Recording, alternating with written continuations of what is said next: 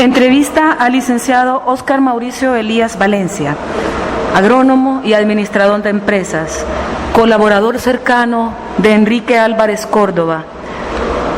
Don Óscar Mauricio, cuénteme, ¿cómo conoció a Enrique Álvarez Córdoba? Yo inicié trabajando con el Ministerio de Agricultura y Ganadería en 1971 y en esa época era ministro de Agricultura el señor Enrique Álvarez Córdoba y me tocó ir a inauguraciones de agencias de extensión del cual él era uno de los grandes, de los que creían en el que enseñándole al campesino iba a mejorarse la vida.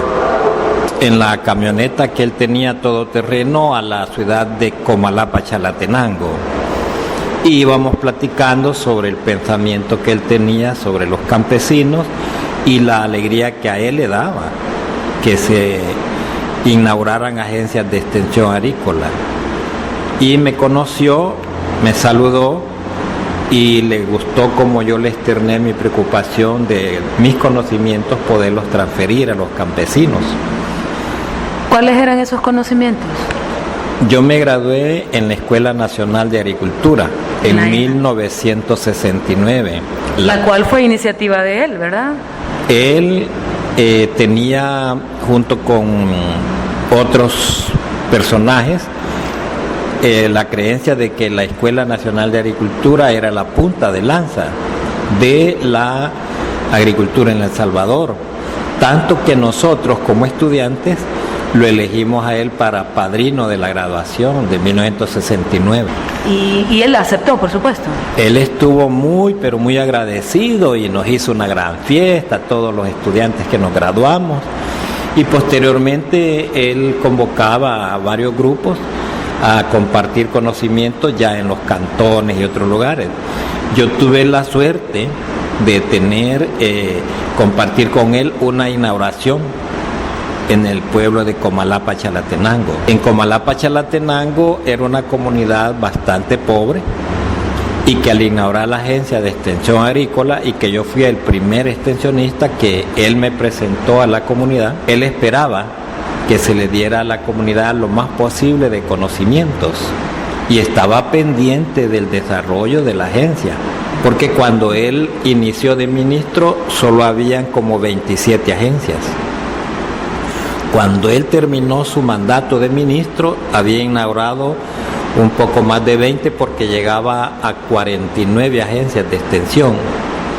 Igual él cambió el nombre de las oficinas y les puso el nombre de CENTA, Centro Nacional de Tecnología Agropecuaria, porque antes solo se llamaba Dirección Nacional de Agricultura. Yo fui trasladado a un lugar de Oriente que se llama Jocoro, en Morazán.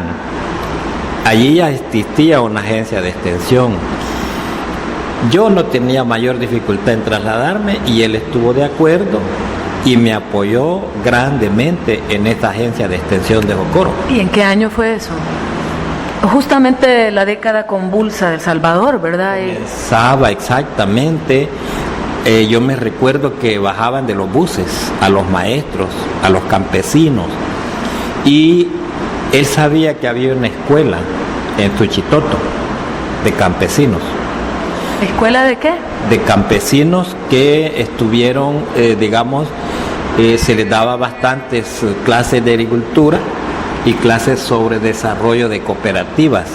¿Cuánto tiempo trabaja usted ahí? Yo en el ministerio completé 20 años.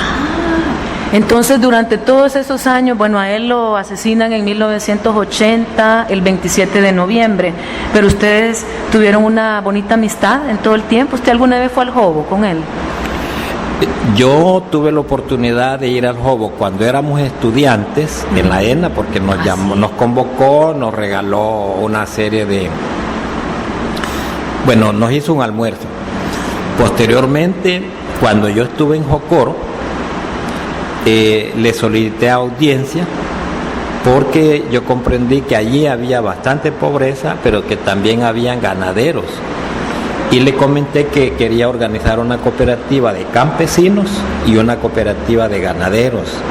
Él estuvo bien de acuerdo y me prometió todo el apoyo posible, tanto que regaló unos toretes a esa comunidad y a otras de los alrededores de Jocoro, Santa Rosa de Lima, Bolívar, que llegaron a una feria agropecuaria pequeña que yo hice en Jocoro y que él estuvo presente.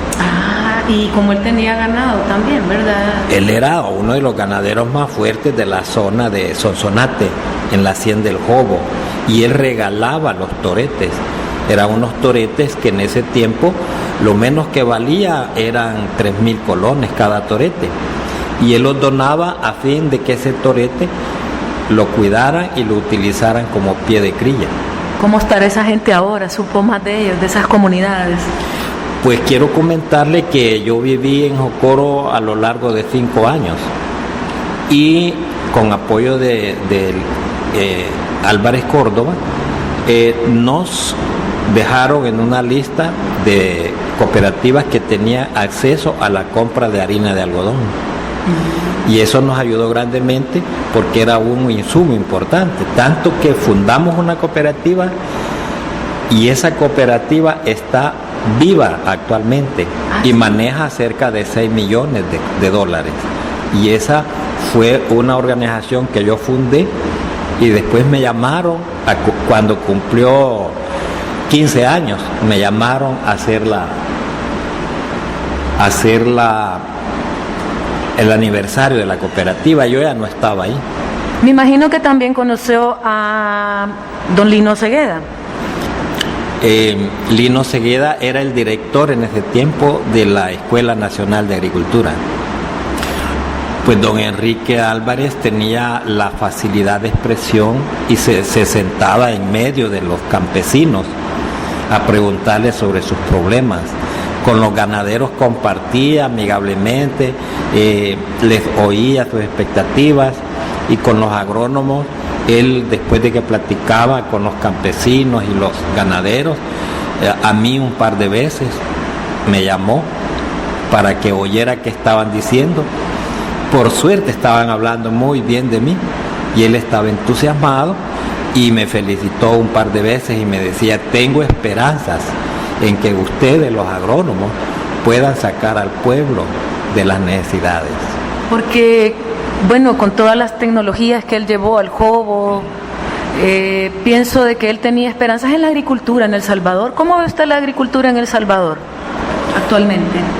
Bien, lo que pasa es que en el periodo de él, la agricultura prosperó bastante porque las agencias de extensión dábamos un servicio totalmente gratuito, tanto en aspectos de producción agropecuaria como en la producción de especies menores, y con él creció bastante la atención a las empresas ganaderas.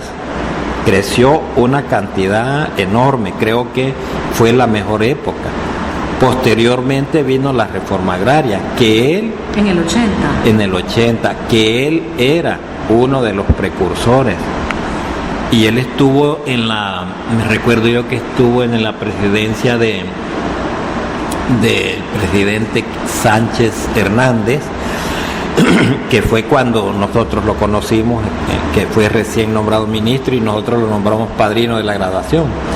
Posteriormente se retiró y luego llegó el coronel Armando Molina como presidente, y que prometió la reforma agraria, y allí estaba el ministro, él como ministro.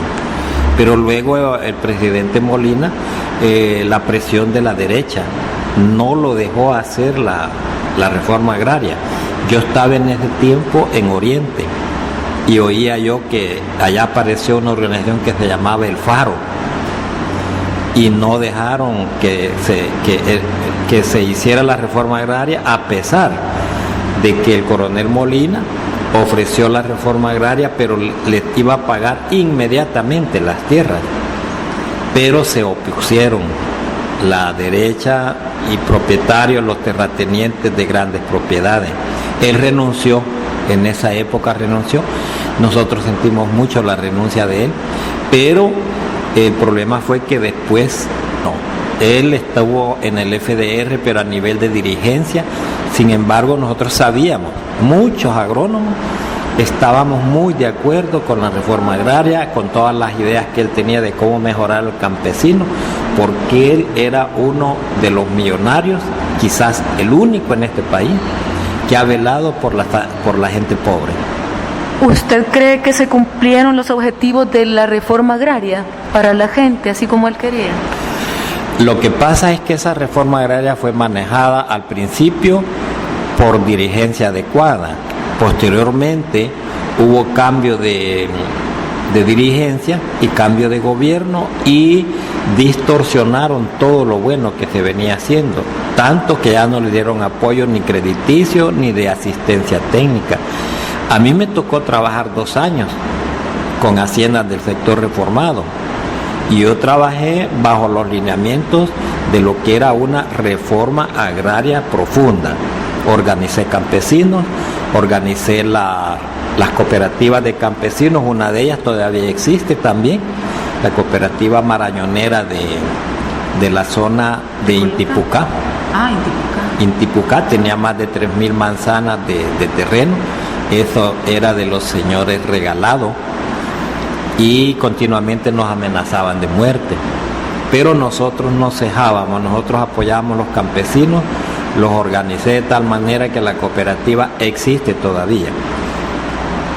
¿Cuándo se entera usted que él está involucrado en los movimientos sociales? ¿O se entera hasta que lo matan? No, yo me enteré de que él comenzó a trabajar con los movimientos sociales despuesito que renunció del gobierno de Molina. Yo supe que estaban organizando el Bloque Popular Revolucionario. Era muy entregado a su trabajo, ¿verdad? Él nunca dejaba de atender a las personas que lo visitaban, ya sean mujeres, hombres, campesinos, ganaderos de cualquier nivel. ¿Cuándo es que él decide entregar las tierras a sus trabajadores en el Jobo, en Hacienda del Jobo, allá en Sonsonate? Lo que tengo entendido es que él, antes de meterse al movimiento revolucionario, él ya estaba organizando una cooperativa, porque era un gran creyente de que las cooperativas eran una manera de que se elevara la producción, porque el campesino se sentía propio de lo que se estaba haciendo. Él organizó la cooperativa al interior de la hacienda. La cual continúa. La hacienda está muy bien desarrollada por los mismos campesinos que él dejó en la directiva y en el grupo que estaba en ese momento. Entonces parece... Y hay una casa, la casa de él, que es prácticamente un santuario, un museo, donde están las cosas tal y cual como él las dejó. Exactamente, él era súper querido por esa gente, porque él nunca trató mal a esa gente. Nosotros llegamos 2-3 veces cuando éramos estudiantes y veíamos una hacienda que estaba súper desarrollándose y oíamos a los campesinos y mirábamos a los campesinos alegres trabajando. Era raro ver los campesinos trabajando alegres en una hacienda de un rico, porque sabíamos que era millonario. Sin embargo, cuando él ya se iba a retirar, organizó la cooperativa y parece, eso lo leí posteriormente, que cuando él murió, los campesinos se quedaron tristes, pero un hermano de él les prometió a los campesinos agrupados en esa cooperativa que él iba a luchar porque esa propiedad quedara en manos de la cooperativa, porque como él nunca tuvo hijos, no tenía esposa ni nada, que un heredero directo, pero él había dejado un testamento y parece que el hermano se lo respetó porque les entregaron las tierras a los campesinos. Un gran ser humano. ¿Cuándo se enteró usted de la muerte de él? Nosotros nos enteramos, al menos yo, al siguiente día por los periódicos. ¿Qué sintió? Pues los que teníamos mucho acercamiento con las ideas de él nos sentimos sumamente tristes. O sea, en las noticias salió que ya lo habían encontrado allá en Apulo, de un solo, o todavía no. ¿Cómo no? La noticia decía que habían capturado y matado a los dirigentes del FDR, que los hallaron preparando un golpe de Estado. En el externado San José. Pero allí la noticia no salió así. No salió así, claro. A él lo capturaron en el externado, porque él estudió allí. Pero la verdad era que en ese tiempo ya habían matado a Monseñor Romero. Sí, y Monseñor Romero creo que era amigo de él y se comunicaban, y los dos tuvieron amenazas de muerte, de los escuadroneros de la muerte. Tantas historias de estos personajes, ¿verdad?, que ha dado nuestra tierra. ¿Qué significa agricultura? La agricultura es la alimentación del pueblo. Si no tenemos agricultura no hay alimentos. Si no hay alimentos hay hambre. Los que soñamos con que todo mejore, aunque no estemos ya trabajando en el ámbito agropecuario, porque yo soy docente universitario, pero sí siempre estamos pendientes de la lucha del pueblo por el pueblo. Bueno, llegaron a mi casa a catear varias veces en San Miguel, y con solo que tuviera uno la foto de Monseñor Romero era suficiente para matarlo. Entre Jocoro y San Miguel, fui supervisor de extensión agrícola, fui coordinador de agencias de extensión agrícola, fui coordinador de haciendas del sector reformado. Posteriormente, por amenazas de los escuadrones de la muerte, logré que me trasladaran a San Salvador y aquí estoy. Bueno, ¿podría usted describir en pocas palabras quién era Enrique Álvarez Córdoba, en 2 palabras, una frase así? Creo que ha sido Enrique Álvarez Córdoba el mejor ejemplo de un revolucionario democrático. En este país, si hubiera democracia, con unos 3 que 4 millonarios de eso, este país no fuera tan grosero con la gente pobre. Nosotros lo queríamos tanto, lo lloramos. Con que lo quiero yo, imagínese si ni lo conocí. Él era un hombre independiente, con su fortuna. Los hermanos lo respetaron, los que no lo respetaron fueron las demás, no sé si 8, 10, 13 familias diferentes.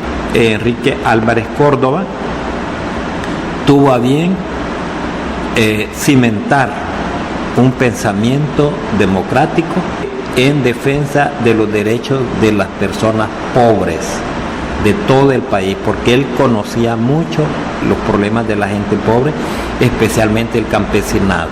¿El mayor legado que nos dejó en El Salvador? La presencia del hombre revolucionario que dejó los millones que tenía por entregarse a un pueblo.